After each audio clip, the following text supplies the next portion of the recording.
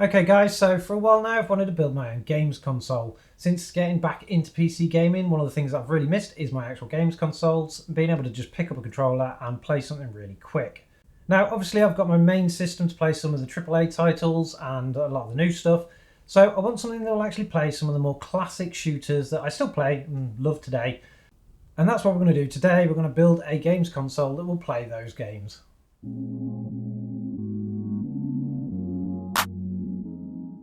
Now the console that we're going to be building today doesn't have to actually be that powerful. Some of the games that I want to be able to play are things from the 90s and 2000s, so we're talking about things like Duke Nukem 3D, Doom, maybe even a lot of the Half-Life series, so spec-wise we don't need much at all, and this is what we've actually picked up to do it.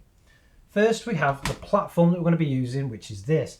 This is an Asus AM1LA motherboard, which was from around the 2014-2015 era, and it's currently housing an AMD Athlon 5150 AM1 CPU. The memory that we've got installed on this is actually 8GB of Samsung DDR3 1600, and I really like this board and chose this one particularly because of the amount of IOs that we get. So we do get HDMI, VGA, DVI, all the USBs that we can think of, and although the board is quite dated now, it's pretty much got everything that we need all in one.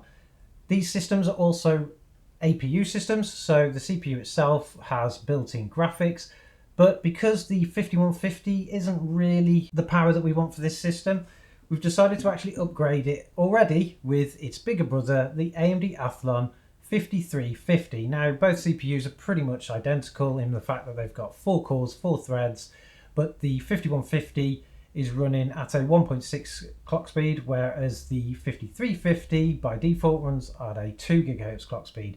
Now in benchmarks on the actual test bench, it didn't really make much of a difference in games, particularly the games that we're playing because they're not that CPU intensive, but it did make a difference in the overall operating system use, so things in the background and stuff like that. So I think that was the upgrade that we made, and it was a really good choice to do it. So now, as we're using an APU based system, and this one in particular is using the Radeon R3 graphics, we don't need a graphics card particularly, but we do have some extra pieces that we want to install in the system. First we have a DVD drive. Now again, I probably won't use this, but it kind of fills the system and it gives me the option to play any of those games that you can't buy digitally anymore, particularly when we're looking at the old classic stuff.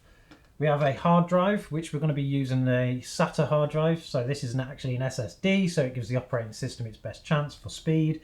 And it's also just a 240GB hard drive because once the operating system takes up about roughly 50 gig, that leaves about 200 gig worth for obviously installing games. And because the games we're going to be playing are so small, it's going to be plenty for everything. The power supply that we're going to be using is a little bit unique and a little bit different. So we've managed to pick up a Flex 80 Plus bronze power supply. It's a 250 watt, which is perfect for this system because this board in particular, in the processor, is a 25 watt processor with no extra graphics card or anything like that. We don't need anything more. But what we found when we were actually putting this on the test bench is it doesn't meet a bit of a requirement around having a quiet system. So the fans in these, which is actually the original one is this one, are super loud.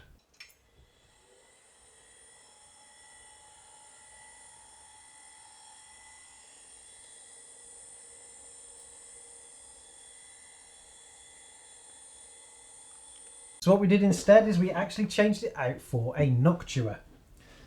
Now the Noctua that we used on this is the Noctua NFA4x20, so it's identical size to the original and pretty much the same settings. The one thing that we did do when we actually installed this is we rigged it up to the board using one of these little clips. Now these are actually provided with the fan and it allows you to hook it into the existing fan system. But we didn't actually get on very well with that because the power from the power supply to turn the fan wasn't enough for some of the more modern Noctuas. So instead what we've done is we've actually run the cable outside of the casing for the PSU, and we're running it to a 3-pin with a noise reducer, which we will use by powering either from the power supply itself, so we can actually piggyback over, and when the power supply comes on so does the fan, or from the motherboard so that we can actually get a bit of control around this fan. Now being that it will be our only system fan, I thought it was better to actually get it to the motherboard and then we can set it a fan profile and do that kind of stuff. Giving this a bit of a test, it did turn out to actually be really super quiet. So compared to the other one, you'll see when we turn it on that there is a massive difference. And then to house all of this, we're going to be using this case. Now this case we looked at recently in a video, and it's the Akyga, if that's how you pronounce it, Mini-ITX case. It runs at about 4.6 litres in size, so it is pretty tiny, and it supports the flex power supply plus an ITX board, and it gives us access to pretty much everything we would need. We've got USB 2s, although there will be 3 on the back if we need it for anything like wireless dongles.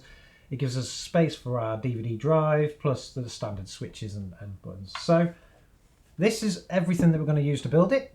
Let's put it together and we'll see how it plays.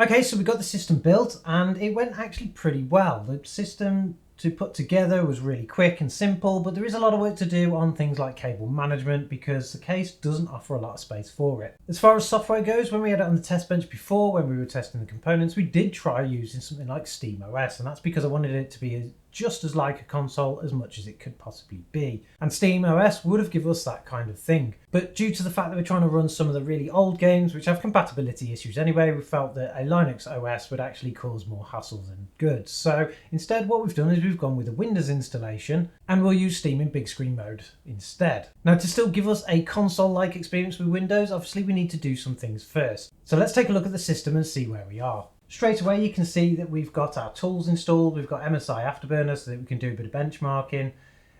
One of the bonuses to this system in particular is that even though you have to use some of the AMD legacy drivers, you do get the AMD toolset as much as you would do with any modern system. So you still get the recording and streaming capability, you get your performance with your overlays and all that kind of stuff, which is pretty cool to see because I've actually seen some of the more modern Ryzen processors and the APUs in particular that don't actually have some of these features in their latest drivers, so that's pretty cool.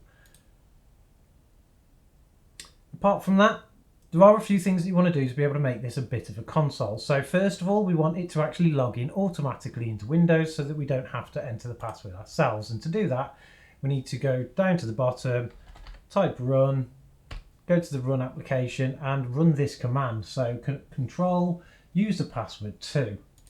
That will actually take us to a screen where our account is, And what we'll do from here is we want to be able to untick this little box here so that users don't have to enter their passwords. Now, a lot of installations of Windows don't actually have that in, and you have to do some other work to be able to get this to show, but it seems to be a bit random, so you'll either get it or you won't. If you don't get it, do a bit of Googling and you'll find how to turn that on.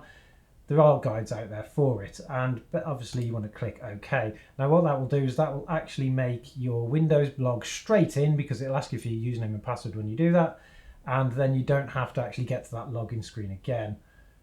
After that, we obviously want Steam itself to be able to log in, so you need to be able to go to Steam, go to the settings,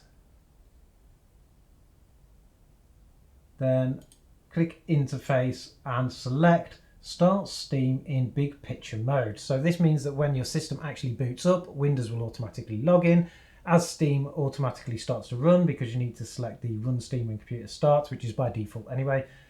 It will actually go straight into big screen and you won't really see the operating system in the background. Now obviously if you're watching it and the system's a little bit slow like this one, you will see that login process.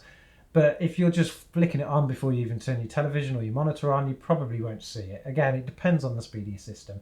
But we'll go straight into big screen. We've got MSI Afterburner running, and we'll take a look at some of the games that we want to actually run. Now, if you haven't used Steam Big Screen before, it basically gives you a console interface to Steam, and you can actually navigate around with a controller with ease. Now, we're going to be using a mouse, but you could do this completely with a controller. I use this on my bigger systems, and it's exactly the same as what you'd get with Steam OS anyway. Looking into our library, you can see that I've installed a bunch of games already, some of the real old school shooters that we wanted to play. So if we just start one up and we'll see how it looks. We'll go with Half-Life. I do love Half-Life. It's still one of my favourite game series of all time, particularly Half-Life 2. I think it's amazing. But we'll give Half-Life 1 a go and we'll see what we get.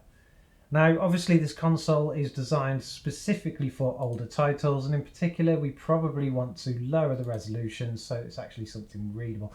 So this one at the moment is running at 1080p. We can change that down, but we'll run it for that for now, and we'll see how it actually goes with the FPS in the corner. We'll start a new game, and we'll hit the training room first because we don't obviously want to go on the train all the way around the place, because if you've played this game before, you know the beginning is a little bit of a pain. Reset our stats, which I did have on some quick keys.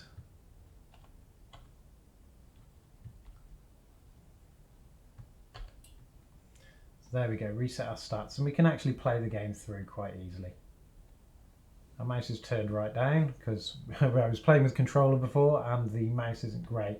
But as you can see, even in this little bit of the room, we are getting a 60 frame per second, which is pretty good. And if we lower the resolution a bit, we would get even more than that. But what I like to do is I'd probably cap this system off anyway, using something like Radeon Chill, which is great because we've got those tools to be able to do it.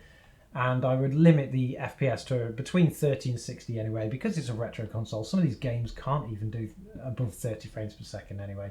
But clearly this game runs, it runs pretty smooth, and it's going to look fantastic when we put it on a big screen.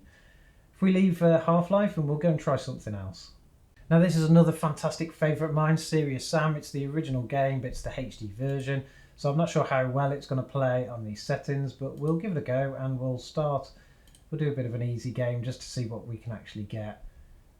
What I've found so far is, though, that the games actually, well, these older games in particular, they do actually load quite quickly, probably because of the SSD that we've got in this system, but either way, we'll see how well it goes. So mouse speed is a little bit high on this, but we are, again, getting 60 frames per second, which is fantastic because, obviously, we're aiming between the 30 and the 60 frames per second. I'm not sure what settings this is, but again, with the older titles, does it really matter? Because the games aren't going to look that great anyway. They're not AAA titles anymore. But again, this game will play just like the others, and I'm going to actually play this one all the way through because I just find the original series of Serious Sam really good. I'm still yet to try the latest one, but obviously this system probably won't be able to do that.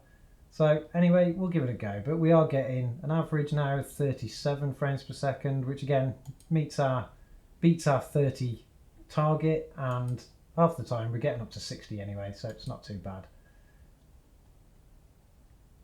So we'll take a look at one more game, and that game's going to be Blood Fresh Supply. It's a very old game that I haven't really played that much before in the past, but I really do want to get through it because I've seen people playing it recently. I think we'll just start a quick game now and we'll see what it can get, because technically it's an old DOS game, so it may be very limited. As you can see, the graphics on the screen as you're loading it up aren't that great, but again, the gameplay itself is not going to be that great. But this is based around the time of your Duke Nukem series, so let's have a look and see what we can get. We're obviously getting 57 frames per second at the moment, which is pretty good.